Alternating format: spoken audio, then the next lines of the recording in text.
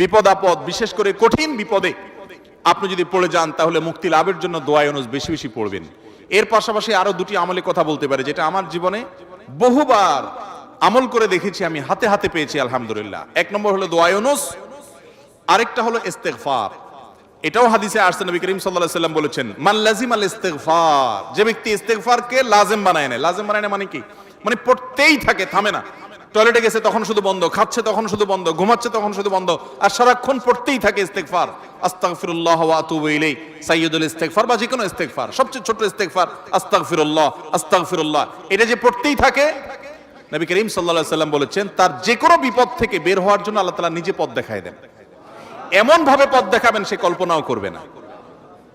এবং জীবনে বহুবার আমি আমলটা করে দেখেছি, কঠিন কঠিন বিপদে আল্লাহ তাআলা কিভাবে উদ্ধার করেছেন আমি নিজে অবাক হয়ে গেছি, সারপ্রাইজড হয়ে গেছি। নাম্বার 3, দুরুদ। দুরুদের ক্ষেত্রে হাদিসে একই কথা বলা আছে, যে ব্যক্তি দুরুদ বেশি বেশি পড়বে ওই ব্যক্তির সমস্ত পেরেশানি থেকে মুক্ত হওয়ার জন্য এই দুরুদ যথেষ্ট হয়ে যায়।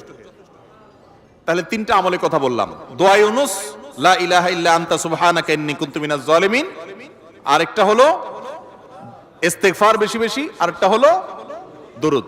খুব বেশি বিপদে আছেন, দেয়ালে পিঠ থেকে গেছে, পৃথিবীতে কোনো মানুষের কাছ থেকে সহায়তা পাওয়ার আশা ছেড়ে দিয়েছেন, অসুবিধা নাই, এই 3টা আমলকে আপনি নিজের জন্য বাধ্যতামূলক করেন, ইনশাআল্লাহ তাআলা হেফাজত করবেন। তবে দোয়া ইউনুসের আমলের উপকারিতা পাওয়ার জন্য সেটা বিশেষ কোনো সংখ্যক বার পড়তে হবে কিনা, এই ব্যাপারে কোনো হাদিস থেকে কোনো সংখ্যার, বিশেষ কোনো সংখ্যার কথা উল্লেখ নাই।